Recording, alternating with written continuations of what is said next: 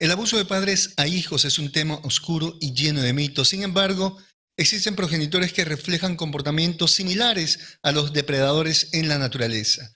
¿Qué ocurre cuando en el hogar acechan, persiguen y se aprovechan de los hijos? ¿Cuál es la magnitud de las secuelas en las víctimas? Esta noche, desde el conocimiento científico de la psicología, vamos a investigar cómo son los padres depredadores. Desde los estudios de Fernando Leiva en Lima para todo el mundo. Eso es Noche de Psicoterapia. ¡Comencemos!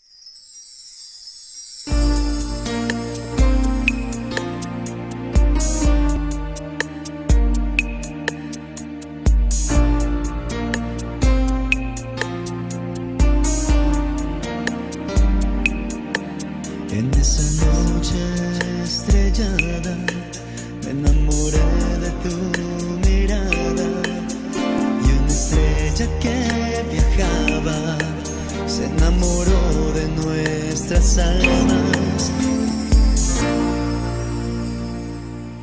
Muy buenas noches, mis queridos amigos. Gracias por estarme acompañando en esta nueva entrega de Noche de Psicoterapia. Vamos a compartir una noche interesante, una noche dedicada a todos los amantes de la psicología, porque vamos a desmenuzar un tema interesante: padres depredadores.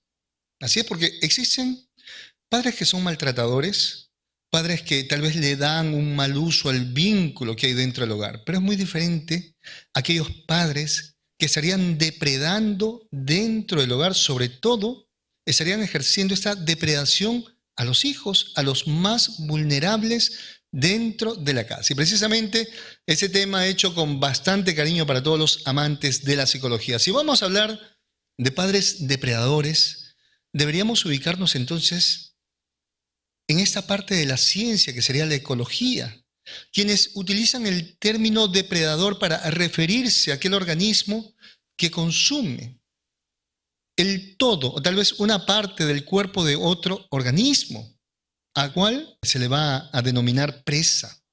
A ver, un depredador, también dice la ecología, que es aquel animal que vive cazando, matando y comiendo a otros animales.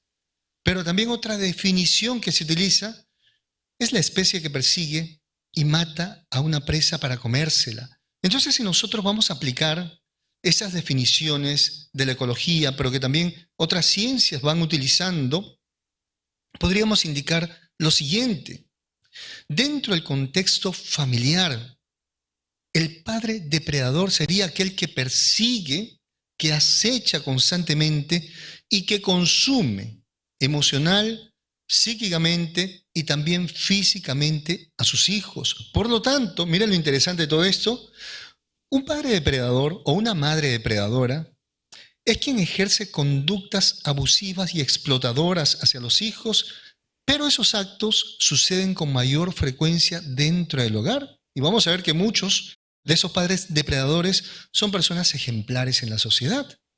Son personas que sobresalen, que tienen incluso cierto tipo de éxito, son personas muy tranquilas, muchos de ellos son muy creyentes, pero dentro del hogar se han convertido en unos depredadores que están persiguiendo a los hijos y se están beneficiando de ellos, los consumen. Ese es el término, los consumen, se alimentan de ellos. Pero también esas conductas que utilizan esos padres, esos cuidadores depredadores, pueden incluir la violación, la violencia física y psicológica, pero también la manipulación y el sadismo. Pero por otro lado, también existirían otras maneras de explotarlos, ¿no? Utilizarlos como si fueran objetos para seguir obteniendo algún tipo de beneficio. Se dice que de ese grupo de padres depredadores, un 67% son hombres y el 33% son madres, son mujeres.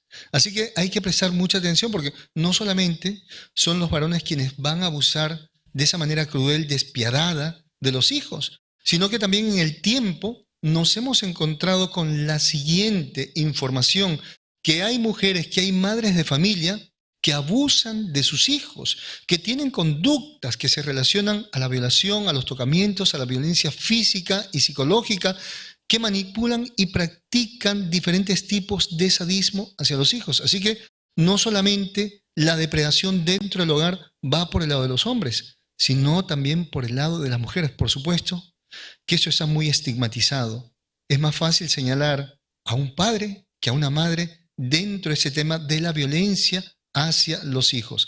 Pero ¿qué características podría tener este padre depredador?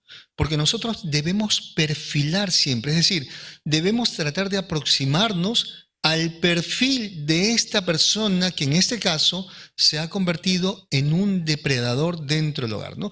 Miren, los animales depredadores van a acechar a sus presas, las van a perseguir, se las comen, se van alimentando de ellas.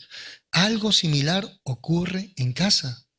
En algún momento, ese padre depredador observa a los hijos como si fueran unas presas y comienzan a perseguirlos. Entonces, ¿qué características tienen esas personas? Primero, en la sociedad hay una característica interesante, que son personas que ejercen cierto tipo de autoridad, de poder y de responsabilidad. De alguna manera, esas personas van a sobresalir dentro de su grupo social. Tienen algún tipo de poder, algún tipo de dominio incluso sobre los demás y podríamos considerarlos como ciertos líderes. Algunos son empresarios exitosos, otros son líderes religiosos, profesores, de repente personal que forme parte de la vigilancia de las fuerzas policiales, armadas, profesores, deben tener algún tipo de poder. Les encanta mantener el control sobre los demás, pero hay otra característica que se les puede por ahí encontrar, que son muy estructurados en su rol de poder, en su desempeño de poder. ¿Cómo así? Mayormente se dedican a una sola cosa, es decir, un solo trabajo, tienen una sola afición, un solo hobby, no son de hacer cosas diferentes. ¿Y eso por qué? ¿Por qué ocurre? Si es que los estamos perfilando. Por el constante control que pueden ejercer. Este tipo de personas depredadoras dentro del hogar disfrutan mucho del poder. Entonces, cuando hay poder también hay control. Incluso en el trabajo se caracterizan por hacer una sola cosa, son buenos en algo. Ahí estamos viendo ¿qué? Una fantasía de control. Y cuando hablamos de la fantasía de control es porque algo en la infancia de esta persona no se pudo controlar. Ahora, todas las acciones que realizan esas personas que son depredadores en el hogar, que sobre todo van a abusar sexualmente de sus hijos, se basan esas acciones no precisamente en la honestidad, sino en llegar a objetivos. Tienen objetivos muy claros. Ahora, ¿cómo sería la conducta de esa persona dentro de casa? Porque si bien es cierto en la calle, es un líder, incluso puede ser un líder espiritual, siempre tiene el control, siempre tiene el poder, pero ¿cómo es en casa? ¿Cómo es cuando se encierra con la esposa o con el esposo y cuando se encierra con los hijos? ¿Qué ocurre dentro de ese espacio, dentro de esa dinámica? Humillan, son sarcásticos, utilizan la amenaza y actos de violencia para conseguir el dominio dentro de los miembros de la familia. Entonces vemos a muchos padres depredadores que siempre recurren a los golpes. Ahora, vamos a ver que aquí la violencia física tiene otro propósito. No es solamente golpear, no es solamente tratar de dominar. Tiene otro propósito y poco a poco vamos a ir investigando, desarrollando qué más incluye este acto de golpear a los hijos. Porque no solamente son aquellos padres abusivos. Cuando vemos en alguna localidad, cuando vemos que el vecino todo el tiempo está golpeando a sus hijos, no solamente es porque es un hombre violento, hay otras cosas que van por debajo de esa violencia, hay unas intenciones muy oscuras que ya las vamos a mencionar, pero también esas personas dentro del hogar, y eso es bueno detectarlo para saber si estamos al lado de un depredador, de una persona que en algún momento va a abusar de nuestros hijos, sería que imponen reglas muy rígidas dentro del hogar. Son personas maniáticas de las normas que incluso someten a una disciplina extrema a los hijos. Por ejemplo, quieren que los hijos sean buenos, casi perfectos en los ejercicios, de repente en la limpieza, en las labores académicas, en las competencias. Vemos que esos padres depredadores, en la versión femenina, cuando hablamos de madres depredadoras, cuando hablamos de competencias, son las que someten a sus hijas a participar desde muy pequeñitas en desfiles de moda. Se van alimentando emocionalmente, psíquicamente, de aquellos galardones que se puede llevar esa niña sin importarles lo que puede ocurrir con esa niña en esos concursos de belleza. Entonces, vemos esas madres que todo el tiempo esas niñas las hacen madrugar, les hacen entrenar, las someten a determinado tipo de dietas, las maquillan como si fueran ya personas adultas. Ahí, por ejemplo, hay un indicador de una madre depredadora. ¿Qué más? Son crueles y de un mando constante. Todo el tiempo están dando órdenes en casa. Pero hay algo, que van a dar siempre un ejemplo de valentía y constancia. Siempre les van a mostrar a los hijos que ellos son muy valientes y les van a decir, tú tienes que ser tan valiente como yo. Así es como actúa un hombre valiente, así es como actúa una mujer valiente. Y lo que uno se propone lo alcanza, pero esto tiene un mensaje oculto. Siempre mantener la jerarquía, siempre mantener ese desnivel en todo ese vínculo. ¿Por qué? Porque el depredador, recordemos lo siguiente, cuando hablamos de animalitos, el depredador siempre es más fuerte que la presa. Para poder depredar a los hijos, esta persona debe mantener esa imagen de ser más fuerte, de ser más valiente. ¿Qué más vamos a encontrar dentro de este perfil? Que son personas a quienes les encanta la aventura, la emoción, la acción. Son personas que siempre involucran a los hijos incluso en deportes extremos, pero esto no es para que los hijos se diviertan. Esto ocurre para demostrar el poder que ellos pueden ejercer, el dominio que tienen sobre los demás. Pero ese tipo de personas, aparentemente muy controladas, porque recordemos algo, que en el ámbito social muchas veces aparecen como líderes, como jefes, como grandes empresarios, como personas de éxito. Entonces, pueden regular sus emociones afuera, en la calle, pero en casa tratan de hacer lo mismo, pero no se pueden contener. Y cuando estas emociones, que ya no se pueden contener, se desbordan, salen en una forma de venganza, actúan con odio ante los hijos. Entonces, son personas con poca tolerancia a la frustración. Si el hijo o la hija le desobedece, esa persona no solamente va a tratar de corregir, sino que va a tratar de dominar, va a tratar de vengarse por esa deslealtad que ese hijo ha tenido contra él. Entonces, para esta persona, todo va a ser deslealtad. Incluso cuando esos hijos no quieren cumplir sus caprichos, esos deseos insanos, esta persona depredadora puede observar esto como si fuera un acto de rebeldía, como un acto de deslealtad, por lo tanto, va a desatar toda su venganza. Pero si no les contradicen, ellos pueden llegar a ser muy cariñosos con los suyos. A veces, casi siempre estos depredadores en casa tienen un hijo o una hija que es la preferida. Y eso también es bueno observarlo. ¿Por qué? Aquí hay un punto que está escapando de esa normalidad.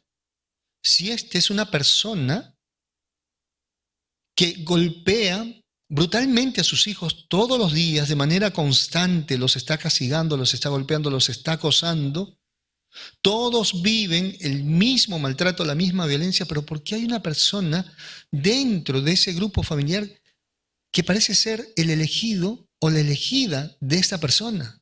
Ahí hay que tener mucho cuidado, porque cuando alguien no le contradice, cuando alguien hace lo que esta persona exige, él puede generar cierto tipo de alianza, pero siempre manteniendo esa diferencia, esa jerarquía. Pero atacan con firmeza todo acto de desobediencia.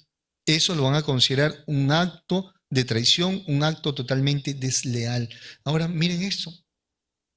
Para poder aprovecharse de sus víctimas, que serían sus hijos, sobre todo cuando hablamos de depredadores dentro del hogar, estamos hablando de padres que van a abusar sexualmente de sus hijos.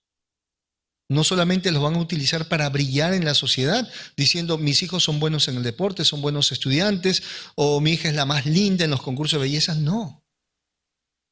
Ese modus operandi que va a tener este depredador dentro de casa tiene una cantidad de estrategias cuya finalidad son episodios muy oscuros que van a hacer vivir a los hijos.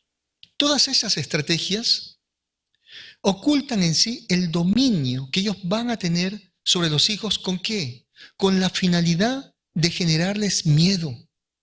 a la vez alejarlos del mundo, para que ellos no puedan pedir ayuda, para que no puedan escapar. Pero también esas estrategias van a buscar minimizarlos para que pierdan la confianza en sí mismos y así, una vez ya debilitados, puestos en una prisión emocional, sin posibilidad de escapar porque no tienen la autoestima suficiente, no tienen el dinero suficiente, no tienen la actitud suficiente, en ese momento ellos pueden consumar esos actos crueles de violación o sadismo. Por eso es que van a utilizar toda esta cantidad de estrategias. Y es bueno que esa noche podamos desarrollar, podamos identificar a estas personas. Porque esta cantidad de estrategias que ya he mencionado, sobrecontroladores, exigentes, tú tienes que hacer bien la tarea, porque para eso a los hijos hay que hacerles sentir poquito. Esa es la finalidad del depredador, que los hijos pierdan la confianza en sí mismos para que no puedan escapar. Entonces, ese modus operandi que va a utilizar este depredador dentro de casa, primero tiene que ver con la manipulación y control. Así es, se sienten más inteligentes que los hijos, los van a manipular todo el tiempo, los van a controlar. Los chicos no tienen libertad, no tienen privacidad. Mucho cuidado cuando los hijos que van creciendo, hijos e hijas que van creciendo, se les va por ahí quitando la privacidad, se les va invadiendo su privacidad. Cuando de un momento a otro, sin tocar la puerta, ingresan al cuarto o de repente la hija o el hijo se está bañando, abren la puerta y no importa, se ponen ahí a conversar. Hay que tener mucho cuidado con eso. Está bien, a los hijos hay que controlarlos, hay que observar, hay que ponerle horarios, pero no hay que abusar del control. Cuando hay un abuso de control, es un mal indicador. ¿Qué más? Vamos a hablar de la violencia como una estrategia para poder depredar a los hijos. Esta violencia que sería, sobre todo la violencia física, que va de la mano también con la violencia psíquica. Pero, ¿qué busca ese tipo de violencia? Instaurar el miedo para que los hijos no vayan a contar nada a los demás. Desde pequeñitos son sometidos a golpes, prácticamente a masacres, y los hijos crecen teniendo miedo a sus padres. De esa manera no los pueden delatar. Pero también recuerden que estamos hablando de padres que tienen cierto tipo de poder. Poder económico, poder social. Entonces la situación se va volviendo compleja para la víctima. Ahora, ¿qué pasa cuando a una criatura la golpeas constantemente? Activa en su mente el siguiente mensaje. Debe ser que yo no soy bueno, por lo tanto, merezco que mi padre me castigue. Va creyendo que es merecedor de todo tipo de acto violento. Y cuando va llegando a la adolescencia, esto ya se ha normalizado. Por lo tanto, una persona que se siente culpable por todo lo que hace, una persona que no se siente lo suficientemente buena dentro de casa, ¿qué va a hacer? Va a ceder ante la exigencia de la otra persona. Entonces ahí también hay que tener mucho cuidado. Cuando observamos que esos padres todo el tiempo, mañana, tarde y noche, golpean a sus hijos y que en la calle dicen, no, yo los educo, no los está educando. Está adoctrinando a sus hijos. Los está manipulando, les está enseñando a no defenderse, les está enseñando a mantenerse callados. Porque esos hijos van a vivir siempre con miedo. Y miren lo que ha ocurrido a través de la historia cuando nosotros vamos encontrando estos casos de esos padres violentos, altamente violentos en casa. Que muchas veces las hijas han salido embarazadas de ese tipo de padres. Porque las hijas no podían rechazar la cercanía de esa persona porque ya le tenían miedo. Y son personas que van creciendo en ese hogar llenas de temor y prácticamente se les hace imposible defenderse o tal vez contárselo a los demás. Pero tenemos otro tipo de violencia que sería la violencia económica. Y esto es interesante porque ellos son buenos proveedores, eso sí. La mayoría de esos depredadores en casa son muy buenos proveedores. Cumplen con el alimento, muchos de ellos van a cumplir con darles estudios, pero ¿para qué hacen esto? Para hacer dependientes a los hijos y así poder tener control sobre ellos. Entonces, miren, son chicos que no se saben defender, son chicos que han perdido su autoestima, que han perdido su valía personal, pero también se les ha acostumbrado a un estilo de vida que para ellos poderlos conseguir por sí solos va a ser muy difícil. Entonces, escapar de ese lugar se hace complicado para estas personas. ¿Cuáles serían las conductas entonces que los hijos van a adoptar para poder sobrevivir con un padre depredador? Lo primero, aprender a aceptar el mandato sin cuestionar, aceptar el maltrato, la violencia sin cuestionar. De esa manera va a quedar en un segundo plano todos sus intereses. ¿Por qué? Porque los hijos van a comenzar a estudiar lo que el padre quiera, se van a vestir como el padre quiera, van a tener hobbies que el padre quiera, van perdiendo su capacidad de decidir, pero también estos chicos, para poder sobrevivir frente a estos padres depredadores, tienen que aprender a mostrarse competentes con los demás. Son chicos quienes van a tratar de ser los mejores en el deporte, en los estudios, pero jamás podrán brillar más que el padre. Siempre van a tener que mantenerse en un segundo plano en casa. Entonces, miren lo que está ocurriendo con ese tema de los padres depredadores. No solamente era por el tema de que te voy a corregir, porque no estamos hablando aquí de repente que a papá o a mamá se le pasó la mano, hizo algo incorrecto, porque los hijos no hay que golpearlos ni humillarlos. Pero aquí estamos hablando de golpes constantes, de actos de violencia constantes, y esto va generando en los hijos lo que llamamos la indefensión aprendida. Una persona que aprende a tener miedo, aprende a no defenderse. Si tú permites que tu pareja, hombre o mujer, golpee a tus hijos todo el tiempo, ten mucho cuidado, porque esos hijos no se van a saber defender y no van a poder comunicar el abuso que están viviendo con esa persona. Así que dentro de casa, sobre todo dentro de casa, es un espacio muy pequeño que cuando se instala la presencia de un depredador es difícil escapar. Lo que busca el depredador es instaurar el miedo. Miren los animalitos, ¿no? Cuando se encuentran cara a cara con el depredador, ustedes no han visto, ¿no? Las orejitas hacia atrás, prácticamente algunos se quedan petrificados cuando ya no pueden escapar. Se rinden ante ese depredador. Así ocurre en casa. Los hijos ya no pueden reaccionar. Hablamos siempre, en la calle hay un depredador sexual. En el trabajo hay un depredador sexual. Pero no se dice en casa hay un depredador sexual.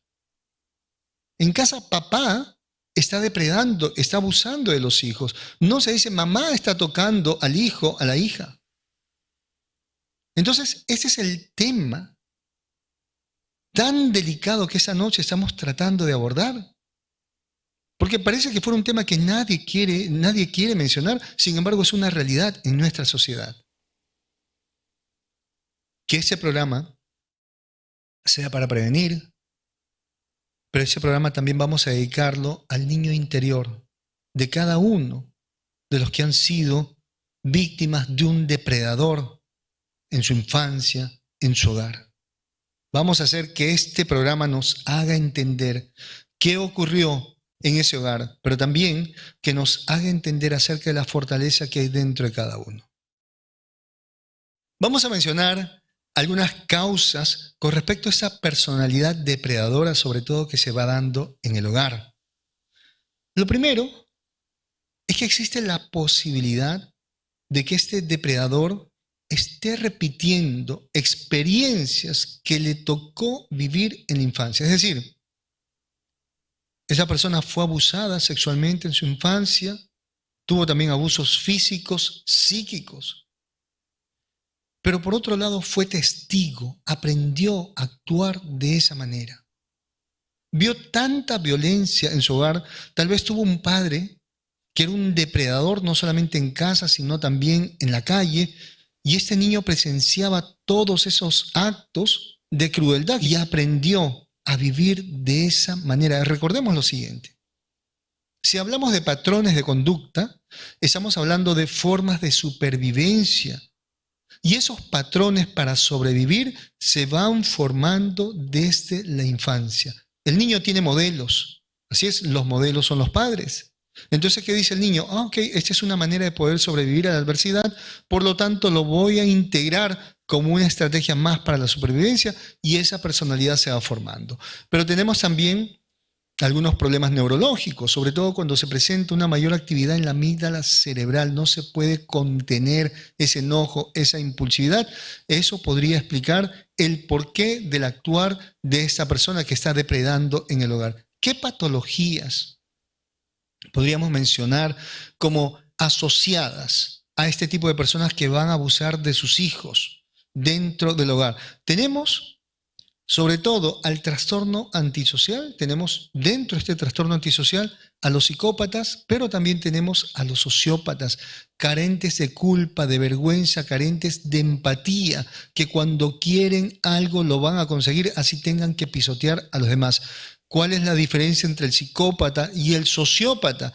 Que el psicópata tiene una mayor inteligencia, es más estratégico, difícilmente se va a encontrar el daño que está generando, mientras que el sociópata es altamente errático, impulsivo y fácilmente la gente se da cuenta del daño que hace. Bien, entonces, ahora, difícil vivir con una persona que tenga este trastorno antisocial, porque no se adaptan a las normas de la sociedad. Imagínense, si este trastorno indica lo siguiente, es una persona que no se puede adaptar a las normas de la sociedad, imagínate cómo será en su espacio cuando son sus normas. O sea, ni siquiera él va a respetar sus normas. Los hijos viven en un lugar donde prácticamente están aterrados todo el tiempo, porque un día papá puede colocar una norma, otro día la puede invalidar y otro día puede abusar de ellos. ¿Qué otra patología tendríamos dentro de ese grupo de padres depredadores? Los narcisistas, que quieren beneficiarse de los demás, que quieren que todos estén girando a su alrededor, altamente egocéntricos y que salgan con ira cuando no se les complace. Pero hay otra patología asociada, el sadismo sexual. Precisamente esas personas que tienen este trastorno que se llama sadismo sexual disfrutan del sufrimiento que le generan a la víctima en la actividad sexual y para eso los prefieren débiles, vulnerables, menores, que no se puedan defender. Ahora nos vamos explicando el por qué tienen esa actitud con los hijos, una actitud violenta, ¿no? Violenta físicamente, los agarran a golpes todo el tiempo, la violencia psíquica, la violencia económica, porque ellos van generando ese desnivel, se sienten superiores. Y precisamente en esa sensación de superioridad disfrutan ese sadismo sexual y someten a las experiencias más crueles que se puedan imaginar a los hijos. Esto ya va generando un daño en las víctimas, que vamos a mencionar más adelante, pero también hablamos netamente del sadismo, una persona que disfruta del sufrimiento ajeno. Entonces, son las principales psicopatologías que se van asociando a los depredadores dentro de casa, que puede ser papá o mamá, puede ser un psicópata, sociópata, puede ser narcisista, pero también puede ser una persona que tenga el trastorno de sadismo sexual. Ahora, ¿cómo sería la pareja de este depredador? Porque estamos hablando de un grupo familiar, estamos hablando de una persona que habita en un espacio con la pareja y con los hijos. A ver, tenemos la pareja que va a ser cómplice o víctima silenciosa. O sea, porque estamos hablando aquí de una dinámica de años.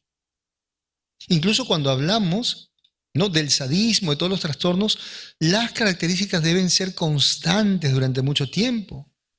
Ahora, esa persona que está al lado de este depredador bien puede ser cómplice. ¿Por qué? Porque participa activamente o va a facilitar los abusos. Y lo va a hacer por los beneficios personales a través de su conducta sádica. Imagínense, tenemos a papá y a mamá que practican el sadismo.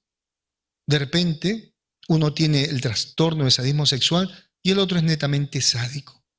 Y ahí le está facilitando las cosas. Entonces, esta dupla es altamente tóxica, altamente dañina para estos hijos y hay que imaginarnos la cárcel en la cual se encuentran, porque ¿a quién va a recurrir el hijo? ¿A quién la hija le puede contar si es que la pareja es cómplice, está disfrutando de lo que esa persona le está haciendo a sus hijos. Pero tenemos también la pareja que es víctima, que está asustada y que calla.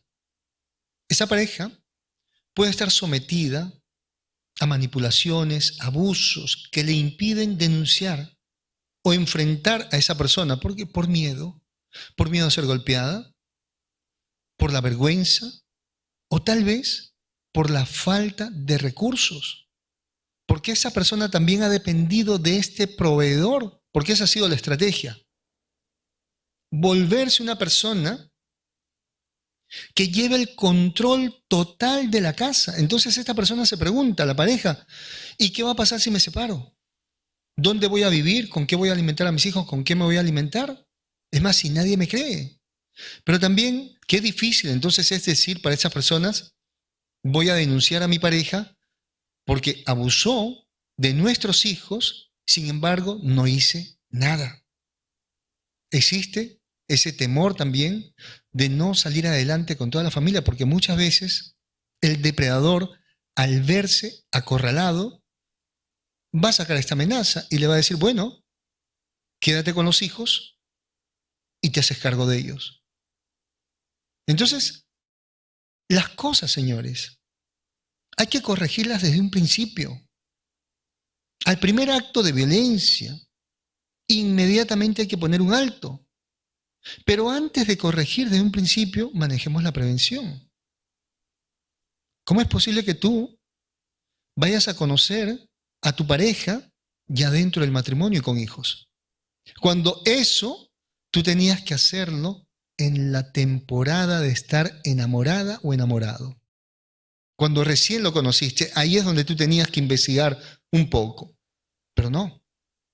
Muchas veces las personas se apresuran, corren, y parece que el tiempo fuera en contra y ya se quieren casar como si casar fuera un título importante en ese mundo, como si casarse los fuera a hacer millonarios o los fuera a sanar de alguna patología. Y se casan con desconocidos y más adelante vienen las sorpresas. Y se casan confiando ciegamente en otra persona. Ahora, ¿quiénes serían las posibles parejas de los depredadores dentro de casa? Que también tienen que saberlo. Porque si se han dado cuenta que el vecino, que el primo, es un depredador que está cumpliendo con todas estas características, vamos a ver quién es la pareja. ¿Quién es esa persona que está ahí en casa pero que no está haciendo nada por salvar a los hijos? Bueno, primero, esa tendencia que tiene este depredador a dominar va a hacer que encaje muy bien con personas confiadas y permisivas. Que encaje con personas dependientes.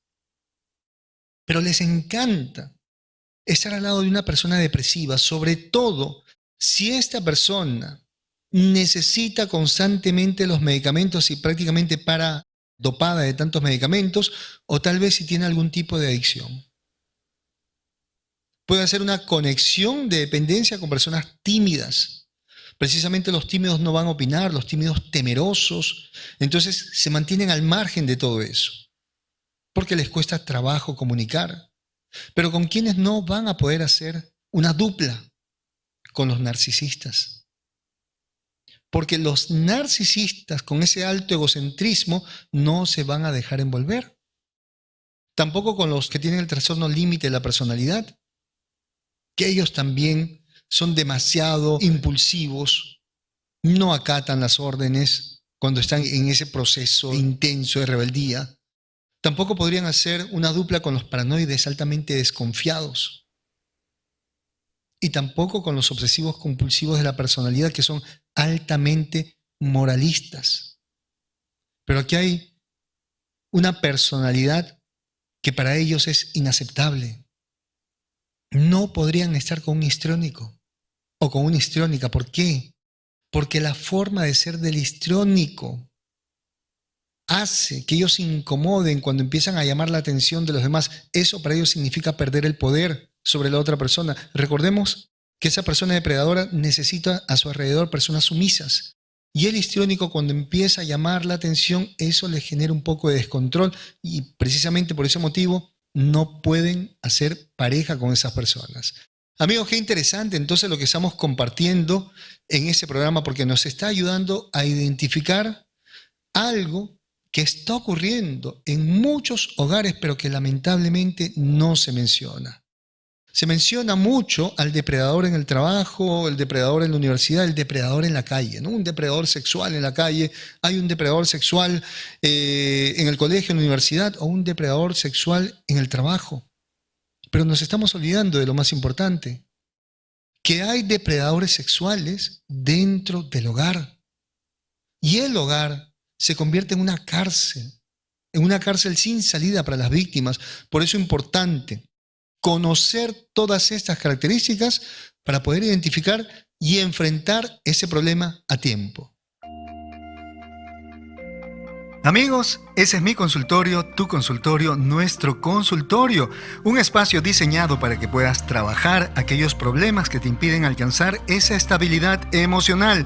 Déjate guiar a través del conocimiento científico de la psicología, con quien te habla Fernando Leiva, psicólogo. Pide tu cita a través de WhatsApp marcando el +51 9957 22178. No importa dónde te encuentres. Toma nota, por favor.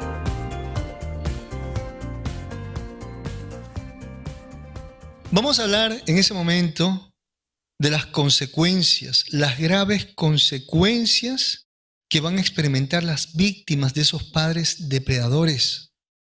Se dice que el 80% de los hijos de padres depredadores van a desarrollar algún tipo de psicopatología. Trastorno de ansiedad, depresión, somatización, van a tener también problemas para socializar. Pero sobre todo, muy pequeñitos van a desarrollar una conducta hipersexualizada. Entonces, cuando vemos a un niño por ahí, un niño pequeñito, ya mencionando temas de sexo, de repente con jueguitos que involucran cierto tipo de actividad sexual, en ese momento tenemos que recordar eso. Que el 80% de las víctimas van a desarrollar todo este tipo de características, sobre todo cuando son pequeños. Vemos niños muy tristes, vemos niños muy ansiosos, pero en la etapa adulta, sí, esas consecuencias se mantienen, pero también se va a hacer presente ¿qué cosa?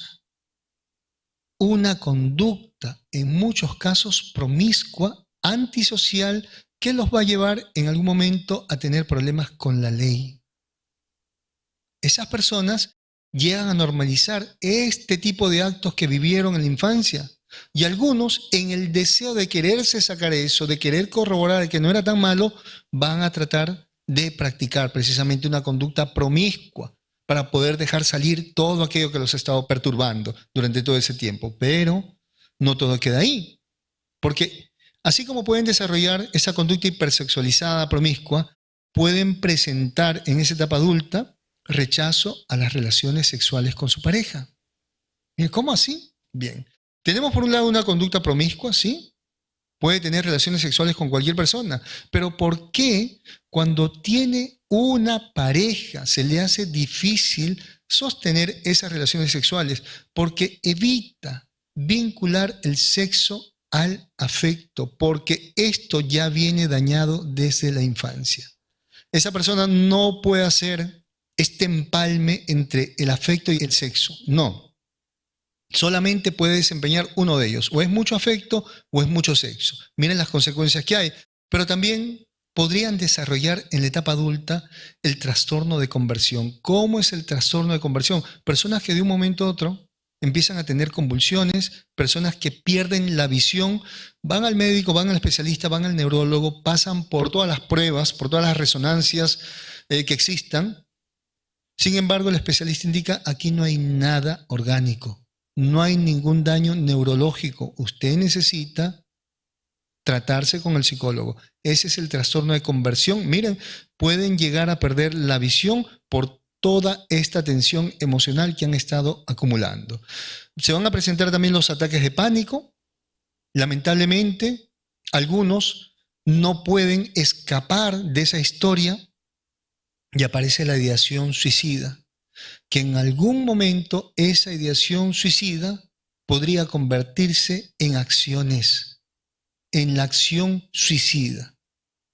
Pero hablemos en este caso de los hijos, de los varones que fueron abusados sexualmente por sus madres, porque también este es un punto que rara vez se toca, porque mayormente los depredadores son los padres.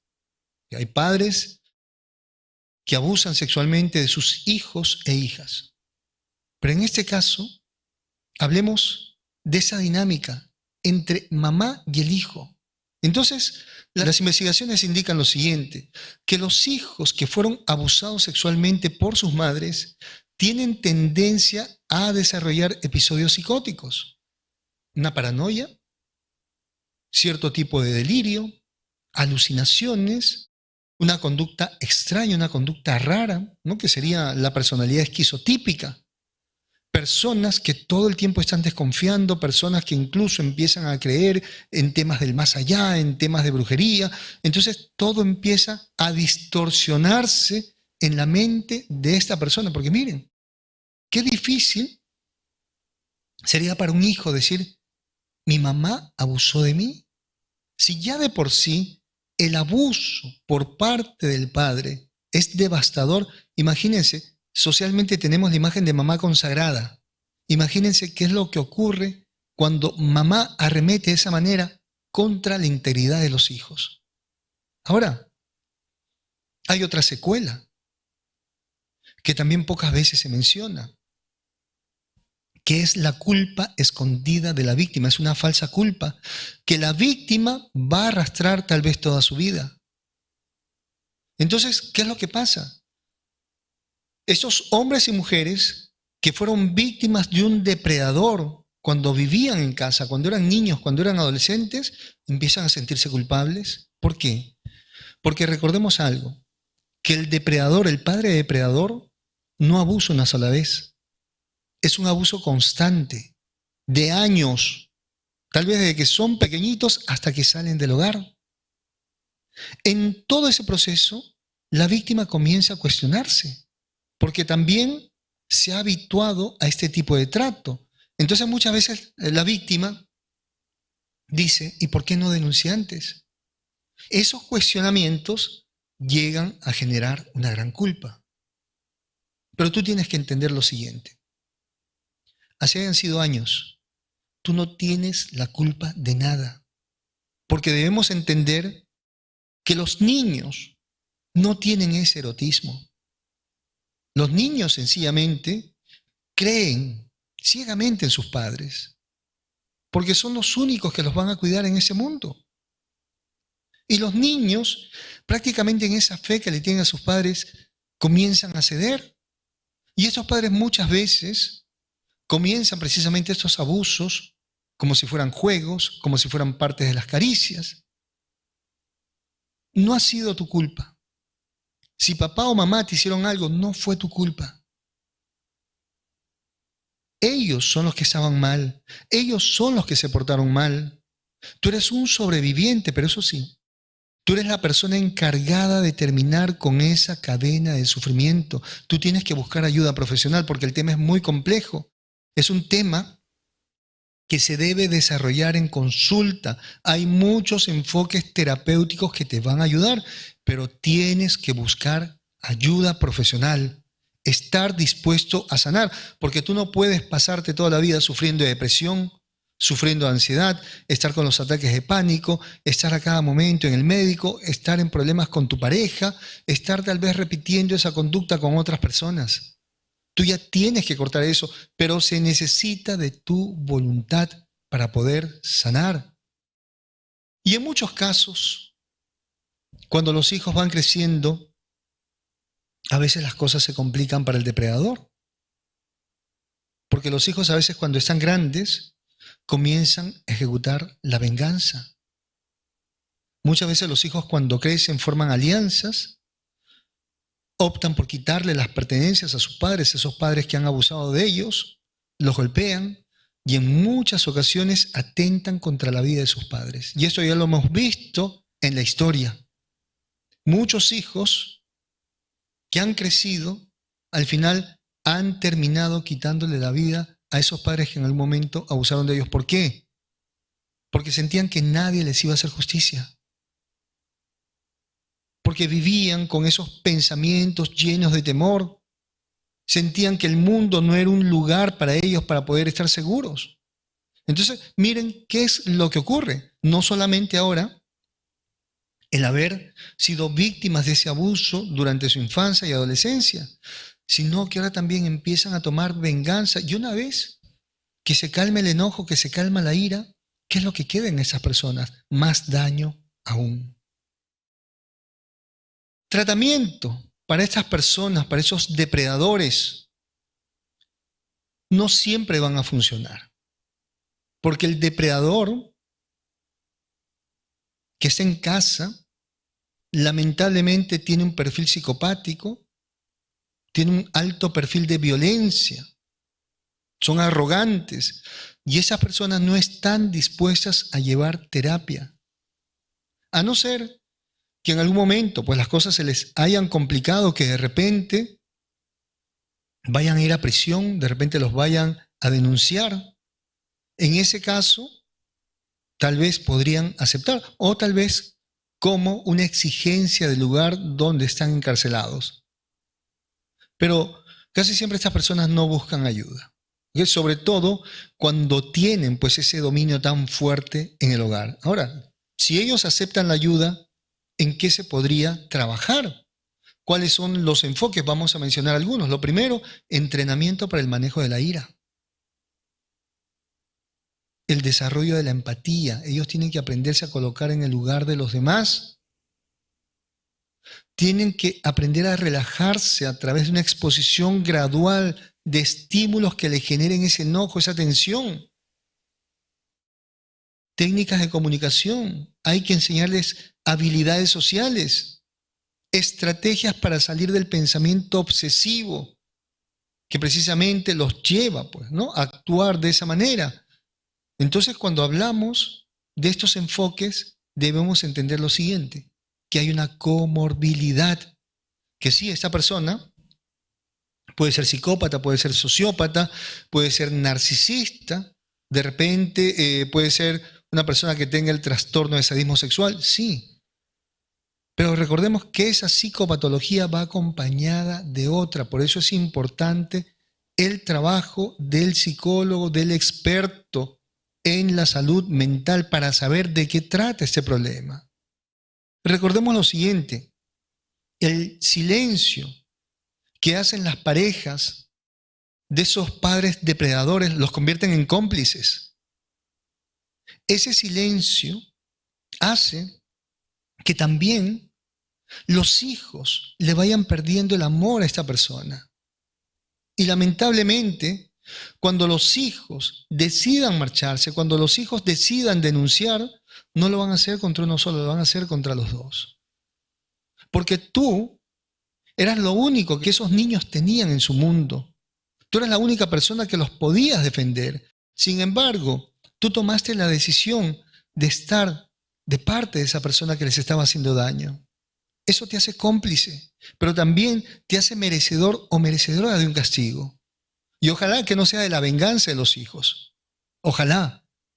Pero muchas veces se da. Señores, que este tema sirva sobre todo para prevenir, sirva para informar, sirva para conversar en familia. Es momento, señores, de generar el cambio en la sociedad, pero siempre enmarcados en el conocimiento científico de la psicología. Y cuando escuchamos ese fondo musical, recordamos que la distancia no es impedimento para que puedas acceder a las sesiones de consejería psicológica con quien te habla Fernando Leiva, psicólogo. Déjate guiar por el conocimiento científico de la psicología, no importa en qué lugar del mundo te encuentres. Tu sesión puedes realizarla por cualquier red social que permita hacer llamadas o videollamadas. Puedes hacerla por WhatsApp, por Skype, Zoom, Viber, Imo o por el mismo Messenger. Pide tu cita marcando desde cualquier país el +51 995722 178. Toma nota, por favor.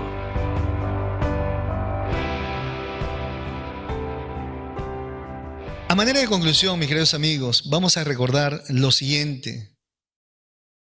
que lo mejor que podemos hacer es la prevención. ¿Qué es la prevención? Reducir los factores de riesgo. Por lo tanto, hay que cortar el abuso desde un principio. Todo aquello que escape de esa normalidad que debería existir en un grupo familiar, inmediatamente hay que ponerle un alto. Hay que actuar con valentía. Es preferible en ese momento enfrentar la situación a después estar ya con un depredador totalmente instalado y tener miedo de enfrentarlo. Pero también hay que conversar mucho con los hijos. Hay que darles confianza para que ellos cuenten lo que les está sucediendo. Pero ¿cuál sería el problema? Que muchas veces los padres critican a los hijos, no los entienden, no entienden su generación. Entonces todo lo que dicen los hijos es malo. Si el hijo cuenta en el colegio hicieran tal cosa, es malo. Inmediatamente la amenaza. Cuidadito con que tú hagas esto porque te castigo. Señores, hay que darles un tiempo. Hay que darles un tiempo, hay que escucharlos, hay que decir, qué interesante lo que tú dices, pero este es mi punto de vista, ¿quieres saberlo? Y se lo dices. De esa manera tu hijo lo va a entender mejor. Es preferible, señores, prevenir. Ahora, ¿qué hemos podido aprender esa noche? Que los padres depredadores van a representar una forma extrema de violencia intrafamiliar, donde esa persona utiliza su posición de poder para explotar y abusar de sus hijos y de esa manera generarles daño, un daño profundo y duradero, que tal vez ese sentimiento, ese sufrimiento los acompaña hasta el último día de sus vidas. Y eso es muy triste. Recordemos también que hay trastornos de personalidad vinculados a este tipo de personas. Tenemos al trastorno antisocial, que incluyen a los psicópatas, a los sociópatas, tenemos a los narcisistas, pero también hemos mencionado mucho a los sádicos, sobre todo a las personas que tienen el trastorno de sadismo sexual. Y precisamente estos trastornos se presentan de manera frecuente en esos padres depredadores. Es válida la comparación que hemos hecho con la depredación biológica, ese término de la ecología cuando mencionan a los depredadores. ¿Por qué? Porque lo mismo hace un padre depredador. Persigue, va acechando, va a cazar y va a consumir el bienestar físico, psíquico de sus hijos, que en este caso serían sus víctimas. Va a hacer lo mismo que hacen esos animales cada vez que ven a su presa. Sin ninguna piedad, sin ningún remordimiento, así como lo hace el león cuando persigue a su presa, lo mismo va a hacer ese padre cuando en ese momento diga, ese hijo va a ser mi presa. No va a tener reparo alguno. Pero recordemos también la figura de la pareja de ese padre depredador. Esa persona que bien puede ser una víctima que esté asustada, que no sepa dónde ir, que ha sido de repente limitada social y económicamente, o que también sea una persona sádica. Y más vale, atención con esto, más vale armarse de valor y denunciar estos actos, porque tarde o temprano va a salir a la luz. Y si no sale a la luz, si las leyes no participan porque no se ha querido denunciar, lamentablemente los hijos pueden tomar venganza. Ahora, las consecuencias, el impacto de todo ese abuso en los hijos y en el tiempo va a ser devastador. Se generan pues trastornos, hay problemas para socializar, problemas para comunicarse, problemas en sus relaciones de pareja, problemas de salud. Qué importante todo lo que esa noche hemos aprendido, porque no solamente estamos hablando de ese depredador, sino también de la víctima, de todo lo que va generando en el tiempo. Pero aquí recordemos algo, que ese abuso de los depredadores dentro de casa mayormente permanecen ocultos. Nadie más se entera, precisamente por esa dinámica familiar donde hay complicidad con la pareja. Pero eso también se le va a añadir factores socioculturales, señores. Todavía se sigue practicando el machismo, ¿no? Una familia patriarcal, esta diferencia de género. Esas son cosas que ya están obsoletas. Todos en casa tienen el mismo derecho, pero también las mismas responsabilidades. ¿Cuándo termina el abuso? Cuando se comienza a colocar las responsabilidades a todos por igual y se respetan los derechos de todos por igual. Comienza a instalar eso en tu casa. Ordena tu casa. Deja de estar pensando en cambiar el país mientras no has cambiado tu casa. Mientras no has cambiado tu vida, sobre todo tu vida, ordena tus pensamientos, porque el día que tú ordenes tus pensamientos, ordenes tus deseos, vas a poder ordenar tu hogar. Y solamente ordenando tu entorno puedes proceder a cambiar lo que está afuera. Pero no podemos seguir haciendo un show, haciendo marchas, actuando con tanta hipocresía. Quiero cambiar el mundo cuando no has cambiado tú. Cuando no has cambiado de pareja, de una pareja tan abusiva, de una pareja depredadora. El cambio comienza en ti en ese momento. Tú tienes que hacer un acto de conciencia. Y si tú viviste esos momentos tan duros en tu infancia, tienes que asumir la responsabilidad de seguir un tratamiento. Porque mereces darte la oportunidad de vivir tranquila. Porque mereces la oportunidad de vivir ahora a tu manera. Porque mereces la oportunidad de ayudar a ese niño o niña interior que está dentro de ti. Y esa noche antes de dormir, tú vas a hacer ese ejercicio. Vas a llevar tus brazos a tu pecho y te vas a imaginar que estás abrazando a ese niñito o esa niñita y le vas a decir, yo te quito cualquier culpa que hayas podido sentir. No fue tu culpa, nada tenías que ver con eso. Y yo te entrego todo mi amor incondicional. Nunca más vas a estar solo, nunca más vas a estar sola. Y lo abrazas. Y vas a imaginar que esa niñita o ese niñito, como corresponda, se calme, consuélalo. Y en ese momento, descansa, le das las buenas noches. Mis queridos amigos, muchas gracias por haberme acompañado en esta entrega tan bonita, con tanta sensibilidad, ese programa que hay que manejarlo con pinzas, lamentablemente, es un tema muy extenso, una parte de todo lo que hay en este tema hemos podido trabajar en esos minutos. Gracias por estar atentos a esos temas, gracias porque ustedes forman parte del cambio en la sociedad. Necesitamos personas que sean informadas, personas que tengan conocimiento científico, personas que realmente quieran generar ese cambio en sus vidas y luego en su entorno. Gracias por ser mi brazo derecho en este proyecto que me he trazado, en este proyecto que es llevar el conocimiento de la psicología a todos los lugares del mundo. Gracias porque ustedes son mis aliados, pero también gracias a nombre de todos mis colegas en el mundo por ayudarme a compartir la cultura psicológica. Gracias por el valor que le dan al trabajo de mis hermanos psicólogos. Hay muchos psicólogos en el mundo esperando, listos, con todo el conocimiento para poderlos orientar, para poderlos ayudar. Cada uno tiene su estilo, cada uno tiene su manera de ser, pero todos tienen el conocimiento y la voluntad. Son personas que se han formado durante años, no se han leído solamente un par de libros. Son personas que se han formado durante años para poder apoyarlos. Ahí están ellos, llámenlos. En cualquier ciudad van a encontrar uno de mis colegas. ¿Qué vamos a hacer sobre todo esa noche tan especial? Antes de despedirnos, señores, la gratitud. Dios mío, gracias por este día. Gracias porque hoy tuve la oportunidad de existir, tuve una oportunidad más en ese mundo de ver, de observar. Agradece por todo lo que ha ocurrido en tu vida. Y el día de mañana, cuando te despiertes y quieres tener un buen día, comienza agradeciendo. Porque estás con vida, porque puedes caminar, porque tuviste una cama, porque tienes un desayuno. Agradece por cualquier cosa.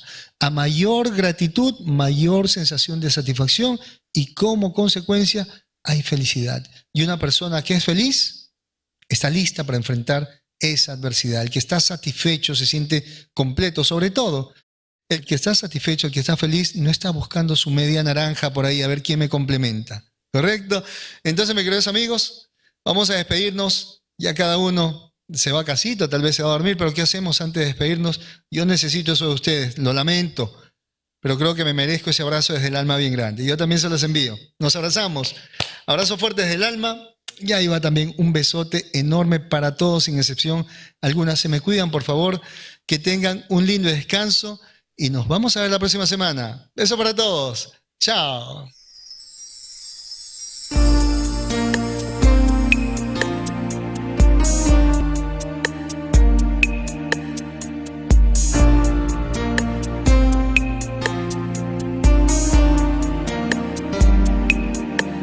En esa noche estrellada me enamoré de tu mirada y de tus manos tan blancas que se paseaban por mi espalda.